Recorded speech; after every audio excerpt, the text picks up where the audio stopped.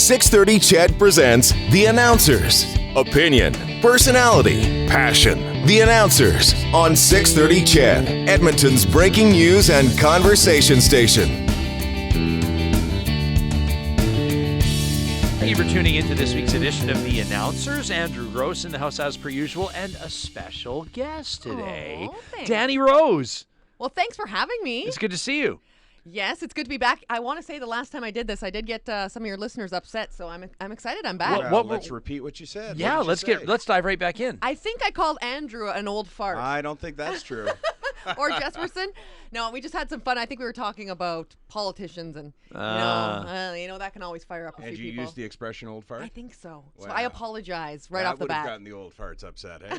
I think these days, being that it's 2016, people aren't offended by being called farts anymore. It's calling people old, yes, the old I know. For sure. that you can't get away with. Yeah. You can call me an old fart, though. I'll take it. Yeah. exactly. Danny, of course. You'll take it because it isn't true.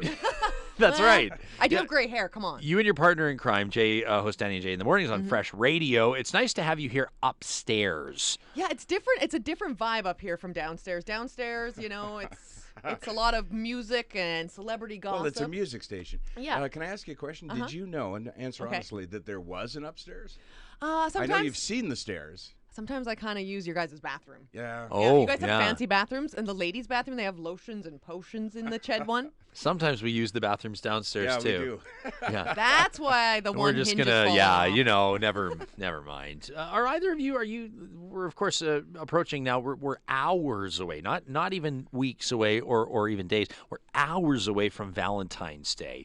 Do either of you take this more seriously than any other Sunday? Oh, absolutely. Are you kidding me? I look every year when February 14th will fall. Okay. And pray that it happens on an event day that I already had planned. But you're out of the town? Yeah. In this case, we're on vacation, so I guess you could say I got my wife trip to Cancun. Oh, nice. Wow, Andrew, you win Valentine's Day. Thank you. And Gross out. I'm going to have to say that I haven't got anything yet. So Ooh, are you in a relationship? I am. It's about a year into it, so it's not super, we're not getting married tomorrow, but, And I was thinking, do you get a guy a card? You guys are men. If I get my boyfriend a card, do you guys get cards? I think cards not top of the list. Yeah? No, you don't. I think it'd be nice Okay. if afterwards you handed a card. Okay. That was great. Here's your card. What if we do a gift card inside You don't mean the a card? payment card. No. You don't mean a Visa card. That's a whole different ball game. But I feel like they just go into the recycle Danny, bin. I went out and I bought a card yesterday. Okay. And do you ever you pay your tab at like the grocery store, the drugstore, wherever you're at, and you go, that can't possibly be right. It doesn't cost that much. And I was buying a few items, and so the cashier says to me, "Would you like your receipt?" And I said, "Yeah, sure." I pretended like I kind of played it cool. I was like, sure, I guess. But I was like, yeah, damn straight, I want my receipt because I need to see where I'm getting overcharged here.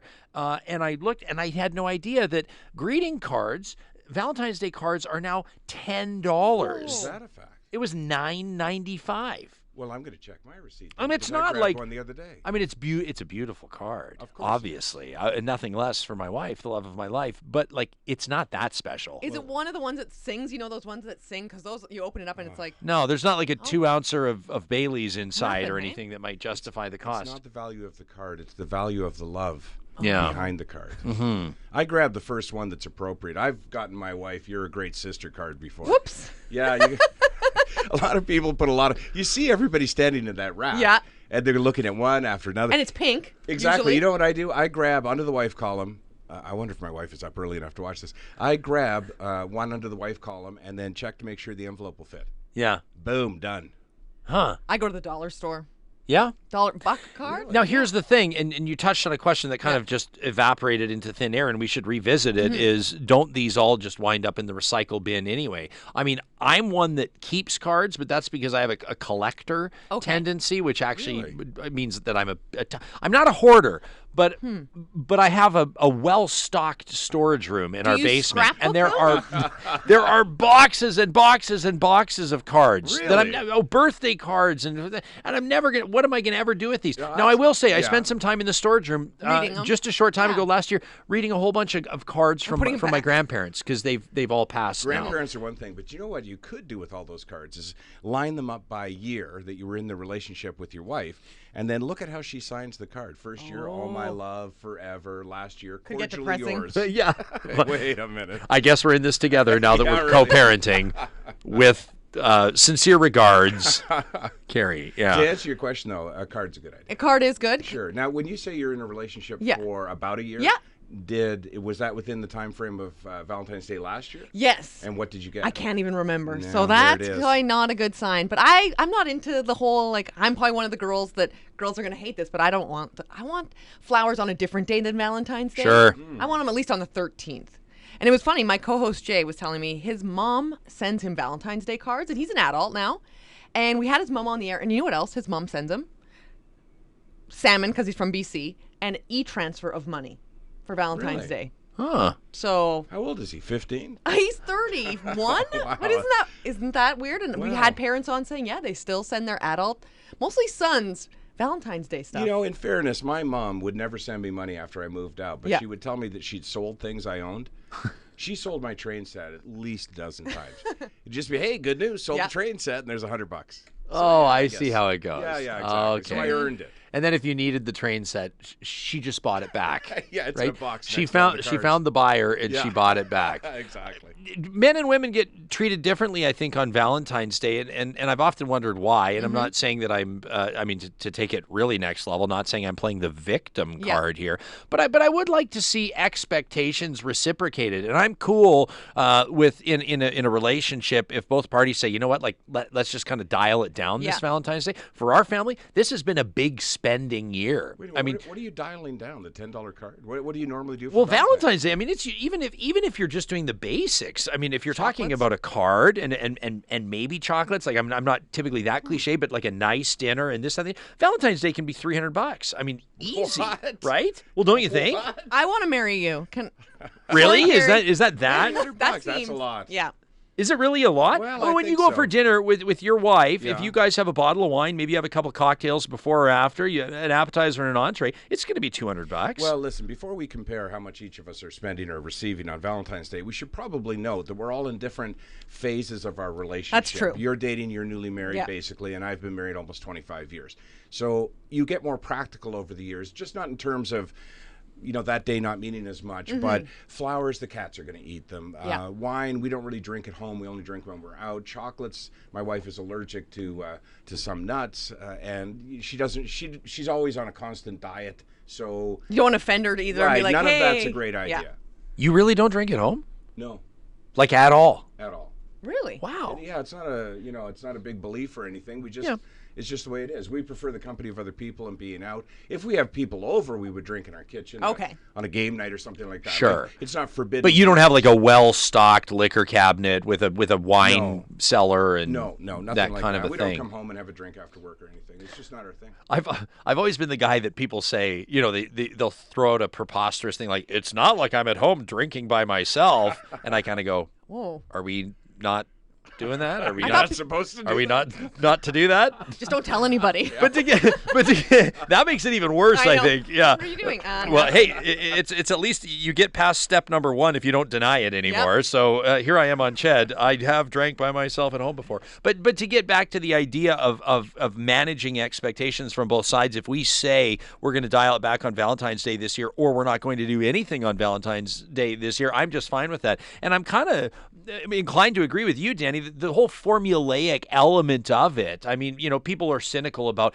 engagement rings and how the diamond industry has, conditioned us to believe that we need to buy engagement rings. Valentine's Day is the same thing. Yeah. I mean, wouldn't it be wonderful if in the middle of dreary January, when your partner is least expecting it, you bring home a bouquet of roses or chocolates or do something thoughtful or leave a note in their lunch bag or in the cover of the book they're reading. I mean, that to me is so much more meaningful. But at the same time, people that hate on Valentine's Day, They get a little annoying, the too. cynics Yeah. come out. I also think save it. Yeah. Right? I mean, if it's not your parade, it doesn't mean you necessarily Right, have to show up everybody's and to rain them. on It's it. up to everybody what they'd like to do. So for that. do what you want, but I think it's got to be something where, I mean, here I am, a white straight male complaining about how we're being treated. I'm just saying we don't always get thought of when people are buying flowers. Yeah, no. And would you like flowers if your I would wife- love flowers, and maybe not even from my wife.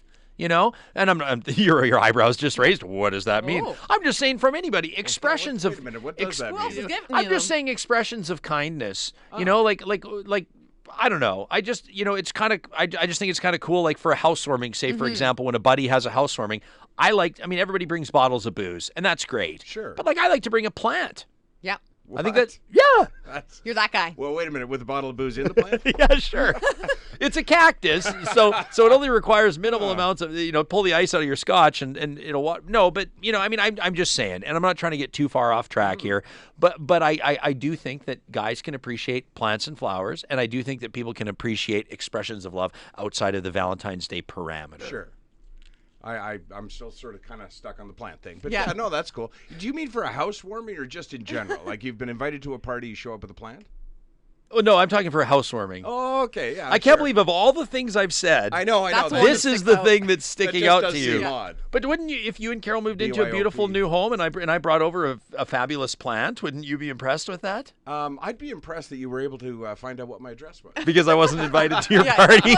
That's right. It would be awkward, but I'd take the plant. Andrew once said on an episode of The Announcers that he's only Facebook friends with people that he's gone to dinner with, That's right. and I thought immediately, I've never been invited to dinner with Andrew Well, Gross. we have broken bread together. We have though, in a broken bread restaurant. together. Yeah. So are you guys Facebook friends? We are Facebook friends. Are we good? Yeah, good Yeah, stuff. and don't even think Andrew and I are. even real friends. That's right. Yeah, you'll have to make the dinner plan. Yeah, and then break the bread. move Okay, from there. Andrew. Yeah, don't show up unexpectedly. We're going to Subway or something. Well, all right, bring a plant. Okay. We were talking about, speaking of relationships and love and ultimately, family and families growing, we spent some time on my show, and I know that it's been making the rounds on radio stations in this building and outside, talk of Premier Rachel Notley's new cabinet. She made some shuffles, made some adjustments, and she was celebrated by several commentators for including two pregnant MLAs in her cabinet. Stephanie McLean is the new Minister of Service Alberta. Brandy Payne is the Associate Minister of Health. Now, it's prompted conversation about how really family unfriendly the Alberta legislature is. There aren't even change tables in the washrooms. There's nowhere for moms to nurse their babies, let alone policy in place that would allow MLAs to take leave when they have a child. Of course, they don't pay into EI, so maternity leave is not an option. Now, people have been approaching this from all angles. Some saying, if you are a public servant, you put family plans on hold. Some callers to my show said these MLAs should resign when they have their baby, and we should have by-elections. What's your take on making politics more appealing to women and making the legislature more family friendly? Should it be a priority? I think so. As a woman, I think they definitely should. Those women should be allowed to, take mat leave. And I feel like this is a weird thing because we're so used to every other place being able to, mat leave, pat leave, bring the kids to work even. Can they do that? No. We looked to a case study out of Spain where just last month a new mom brought her infant into their equivalent of the House of Parliament, the House of Commons, their equivalent, and was breastfeeding. And she was criticized by an opposition government member, which of course led to a brouhaha on all sides. Is breastfeeding, and I think that's a great example, is that even a real big thing anymore? Have we got past breastfeeding? That's like so 2012. Yeah, it's a pretty natural thing. With regard, though, to the mat leave, were these MLAs pregnant when they were elected? Well, here's the thing. Stephanie McLean is due this month. By the time we go to air, she yes. may have had her baby already. Yeah. So she would have been in the early stages of pregnancy when she was elected. Brandy Payne, further along the journey. I don't purport to know either of them personally. I don't know all the details. Sure. It's interesting you ask that, Andrew, because I printed off a couple emails that I received from listeners, and this one from Kathy caught my eye. She says, I have to question why the Premier thought it was a good idea to make them ministers at this time. They'll not even have time to fully understand their ministries before they deliver. And then someone else who doesn't understand the job will be covering for them. This is an inexperienced government, and this is not a good decision. I would agree completely with that email. And here's the reason, that if instead, let's put the MLAs aside for a second and say that it was Chorus Radio hiring a new receptionist for the front desk. And upon arriving at the front desk on her first day, she announces that she's 8 months pregnant? Yeah, and that pretty she much? will probably have to take some Yeah. leave. We wouldn't tolerate that. I don't know an employer that would tolerate that. It would seem as though she hadn't provided full disclosure. And as a taxpayer, and I'm not going to be that guy who says, hey, I pay their salary or whatever. I'm just saying from a perspective of an Albertan, in an economically challenged time where I need all hands on deck, I would prefer that an important ministerial position not go to someone who's not going to be able to complete that job. And I don't care, optics aside, because it's all optics. Look how friendly we are. Look how we reach out to family, to women, to expectant mothers. That's not what we need right now. You know, put a policy in place that makes it easier for women in the workforce, women that are out there actually working, to be able to take mat leave or to be able to accommodate family. But don't do it in the ledge right now just to show how open you are to family values. It's not right. Now, we can make the argument that the more family-friendly you make the workplace, in this consideration, the Alberta legislature, the sooner moms are able to come back. Now, because maternity leave is not an option, we're not talking about a one-year time period, nor have either of these women stated that they intend to take more time off than is necessary. I mean, in fact, Stephanie McLean, or a representative from her office, said she's going to be back as soon as she possibly can. If we make it easier for her to get back, try to remove some of the stigma around breastfeeding, provide appropriate amenities, including basic ones like change tables and washrooms, maybe you have your MLAs, or in this case, cabinet ministers, back ahead of schedule or back when they'd be. But wouldn't the compromise be, I mean, instead of taking 5 steps at once, take 1 step. Being an MLA is in itself a very time-consuming job. There's a lot of responsibility that goes along with it. Being a cabinet minister is a whole step beyond that. So say, you know, yeah, absolutely. We're going to recognize and support women in the workplace, including the ledge. They can stay on as an MLA. But why? Why would you? And is there another reason that you can think of other than optics to say, look at us, you know, we're taking a very important position, giving it to a woman who's pregnant and supporting her in that role? To me, that says, well, we're putting somebody in an important position who's going to take time off. I just feel like I feel stressed out for her as, you know, like work and you're not knowing how your mat leave, and I just feel like, whoa. And it's not, you know, this is a very important job too. It's a big deal. So that are you talking about being a mom, or are you talking about being a cabinet minister? Both are huge. Because both are huge. Yeah, absolutely. Both, right? And having that kind of pressure and being like, okay, now what? And now everyone's gonna be watching you, right? Too. So it's like, okay, more pressure. So, what's your take on it? My take on it is, I think that it's important to have representation in politics that reflects the makeup of your constituency. So I think, and I went off a little bit on this on Thursday morning, I think it's important for a caucus of government or even a political party to represent those that it represents. In other words, I think it's important, and you can't just plop these into place. Yeah. And I'm not trying to sound glib in just putting people into pigeonholes here, but I think it's important to have people living with disabilities. I think it's important to have people that have immigrated to Canada. I think it's important to have people that are gay, straight, or otherwise. Yep. I think it's important to have Christians, Muslims, Jews, agnostics, and atheists. I think it's important to have people that grew up poor. I think it's important to have people that grew up rich, people from private industry, people that have been CEOs, people that have been entrepreneurs, people that have been unemployed. So I think it's important to encourage women to pursue careers in politics when they typically have felt like they can't. It's for the same reasons that we look at why women are underrepresented in boardrooms. And it's because we haven't had a workplace that's friendly to women, in the sense that you make a great point, Andrew. If you're looking to hire a receptionist and someone comes in with a baby bump, or what you might, don't ask if it is or not. Don't ever ask. Right. But they're likely not going to be considered for the job. And a lot of times it's been suggested, and probably for good reason, that many women in workplaces have been denied promotions because either they've taken a maternity leave or it's feared that they will take a maternity leave. How many women can openly talk about a desire to have a family in the workplace and expect they'll be treated the same as a man? So that's my take there. But I do think in this case, when an MLA is 8 months pregnant, it's really a curious move to install them as the minister responsible for an important portfolio like Service Alberta. That, to me, is like you said, it's optics driven. So I'm trying to approach this from both sides and be fair. This particular appointment, I'm thrilled for Stephanie and for her family, Ms. McLean, and the baby that they have on the way. but I think that the appointment probably came at the wrong time. Yeah, and I thought your argument was going to go a different way. You surprised me, honestly. But I would say also that when you talk about fair representation or great, distributed representation, and you want a mom, I think that a mother of a 6 or 7-year-old who's now going to daycare, kindergarten, school can equally represent the interests of or the opinions of a woman who is pregnant. But the logistics are easier. She's a mom, she's had children, she understands all of those things, but she's not having to take time off now because the kids are at an age where they can be looked after, in other ways. So is it reasonable for us to say to our elected representatives that while you are serving, while you have this term in office, I mean, keep in mind, some people's political careers will be 20 years or longer. But is it fair to say, I'm sorry, put your plans on hold when it comes to your family? I mean, is it even realistic? What happens if somebody has a happy accident? But you know what? There's jobs, though, where it seems unfair when you state it that way, but there's lots of jobs where that is a requirement. I'm trying to think of good examples, but say an astronaut or, there's different jobs where they tell you, listen, you can't, or perhaps the armed services. A listener said to me, well, what happens if a member of the Edmonton Oilers wants to take paternity leave in the middle of the season? Exactly. There's jobs where it comes with the territory that you can't take time off, and that includes time off for families. And that's what you sign up for, I think. And I know I'm sounding like that old cranky guy. I know it. I try and avoid it. But this is one of those jobs where you sign on for 4 years.